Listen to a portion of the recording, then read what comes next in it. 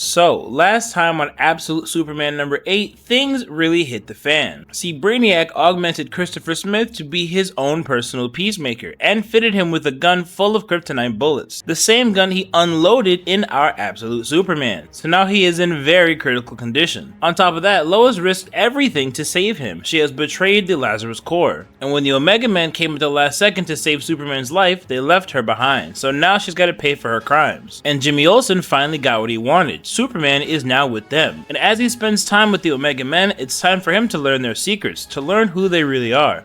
Let's get into it. And we start with the Omega Men doing everything they can to save Superman's life, but with his insane durability, they're really not having much luck. They can't open his ribs, they can't get in there and retrieve that bullet no matter what they pull out. As Superman thinks to himself, Krypton is the gift that keeps on killing, as 6 years ago it tried to kill him and through a miracle it failed, only for it to be trying again now. And with his extremely powerful voice, he screams in pain and we see all of their equipment get destroyed. They are really tired, they are beat, and after all that work they got one of the 3 bullets out. They're gonna have to find a way to do this a little more efficiently or he is going to die. And to make this even worse, the bullets are having a hard time holding their form, so the time frame to get them out is even shorter, which forces Superman to step in himself because they can't see through all the blood and they have no equipment since he just accidentally destroyed it all with his scream. So with his own x-ray vision, he digs into his own body and he pulls one out. But this causes him to be significantly weaker. He cannot do this, and as he calls out to Soul, Soul is still rebooting, as it also took massive damage from those Kryptonian bullets. And with 1 bullet remaining, Primus is absolutely determined to save Superman's life,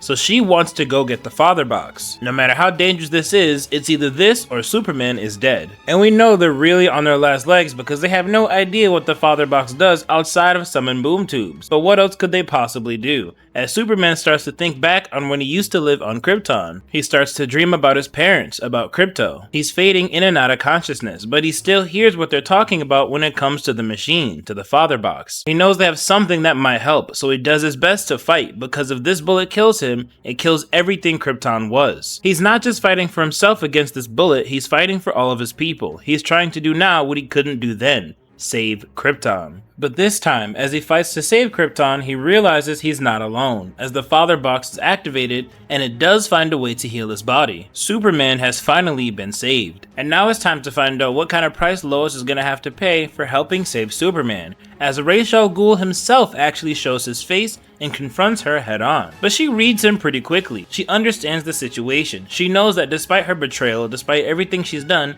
she's not being fired and she's not being killed. Ra's al Ghul is making this personal appearance to remind her where she stands. But that's not all he came here to say. We've already seen how ruthless this man can be. He's come here with a threat of his own. As Lois continues to get ahead of herself, Superman really has changed her. It's not just a slight rebellion, it's not just breaking a few rules, she is outright disrespecting the leader of the Lazarus Corps. She assumes if she continues to disobey him, he'll just turn off her father's legs, as he owns those legs. He's the reason that man can walk. She thinks that's the price she'll have to pay, but Ra's corrects her. If she disobeys him again, if she betrays the Lazarus Corps, he will summon her father and kill him with his own hands. And this causes Lois to immediately lose her temper and nearly slit Ra's throat, but this really doesn't mean anything, as he lets her know she could do it, he'll come back tomorrow, as we know he has the Lazarus Pit. Nothing will change and things will only get worse for her. So unfortunately, she is forced to stand down. And now she understands the stakes. Lois has been put in her place. Despite all that bravado, she is now forced to once again hunt down Superman,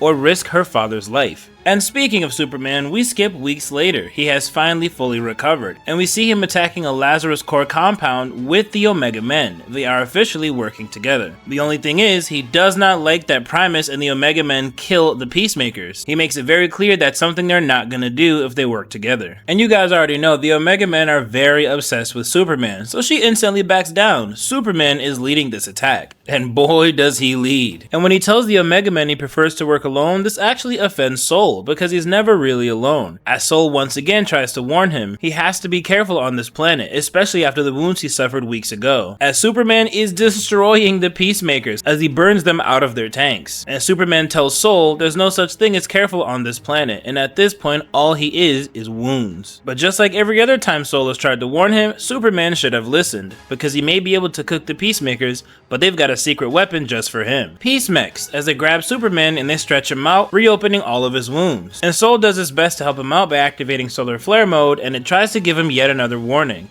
No matter what, he cannot let the Omega Men use that box on him again. He does not want Superman to go anywhere near that box. Something about the Father Box has even Soul spooked a little bit. As we go back a bit earlier to Superman asking Jimmy Olsen what he knows about this mysterious box. And Jimmy has heard different stories, that it was on Earth for millions of years and it was dug up, or that it even fell from space. Either way, all of the Omega Men seem to believe this box is a gift from God. But when this box was activated to save Superman, it actually told him its name. It's a Father Box. But that's not all it did. It showed him a vision of what this world will become if they don't stop the Lazarus Core. Although I'm pretty sure it's deeper than this. I believe this vision was what happens when Darkseid shows up. Because the way Superman explains what he saw, fire pits, slums, and tormented people, it definitely sounds like apocalypse. Either way, this is enough for Superman to at least help the Omega Men. He just doesn't know if he can trust Primus, so he asks Jimmy Olsen if he does. And Jimmy's able to acknowledge Primus goes too far, but after everything they've gone through, what is too far, and is it even far enough? Jimmy's hands are dirty like everyone else's, and the war between the Omega Men and the Lazarus Core has been bloody on both sides. And with that being said, Superman wants to know about Jimmy Olsen himself. Why is he an Omega Man? Jimmy just wanted to do something about how bad the world was. He didn't want to tell his kids that he just sat there on the phone doom scrolling. He wanted to fight for something right, but the moment he got to the Omega Men, he was showed everything we've seen so far in the Absolute Universe. He knows about Raish and the Joker, he knows about Brainiac, he even knows about Area 41 and all the terrible things locked up in there. He knows how terrible the Absolute Universe actually is. So after learning everything, he got a vasectomy and he pretty much tells Superman, yeah, don't trust anyone on this rotten planet. So although Jimmy is still here fighting the good fight, he has kind of lost hope in all of humanity. And something tells me Superman may be the one to actually give him that hope back. But until then, a protest has broken out in Organi, a protest to prosecute Christopher Smith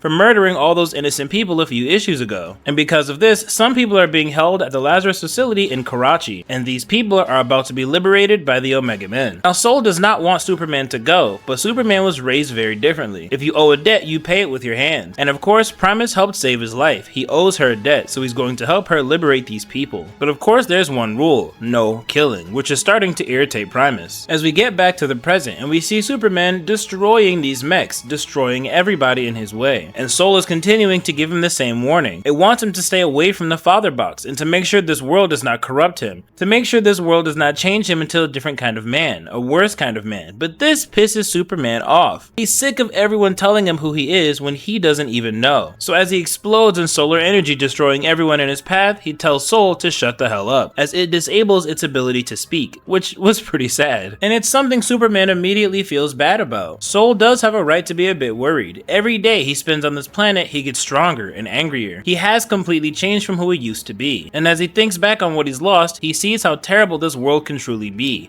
as the Lazarus Core have killed more innocent people, hung them for all to see. And this rocks Superman to his core. It does the same to Primus as well, as she loses it, attacking the Peacemakers, taking their gun, aiming it at his face, and as Jimmy is begging Superman to step in, she fires. And afterwards, we see the Omega Men storm the facility, grabbing anyone and anything they can before blowing the whole thing. And we learn although Superman hesitated, he did in fact grab that bullet and save that Peacemaker. But he almost didn't. This world is changing him, it is corrupting him as we see him calling for Soul. But moments ago, he just told Soul to shut the hell up. It's not responding. And it's getting to the point where this world's taste for cruelty is really starting to break him down. He doesn't even want to be here anymore. He wants to go somewhere so far away that he won't hear the cries of these people, some place where he won't hear them begging him for help. Superman has finally gotten to the point where he just wants to run away, and this is when Primus decides to confront him. She wants to know if he finally sees what Lazarus is, and now that he does, can he stop with this foolish notion of trying to save everyone, of saving the Lazarus Core every time they do something wrong, and not allowing her to kill them. As a matter of fact, can he kill them with her? Can he help her take everyone down in brutal fashion? Ra's al Ghul, the Lazarus Core. Can he finally do what needs to be done? And all these questions are starting to overwhelm him. She does, on some level, have a point, but her methods, he just can't get behind this. He's doing his best not to be fully corrupted by the cruelty of this world, to not give in like everyone else has. And something she says to him gives me an idea of how this story will go. She tells him stop pretending to be this naive boy, soft as kids as cottonwood.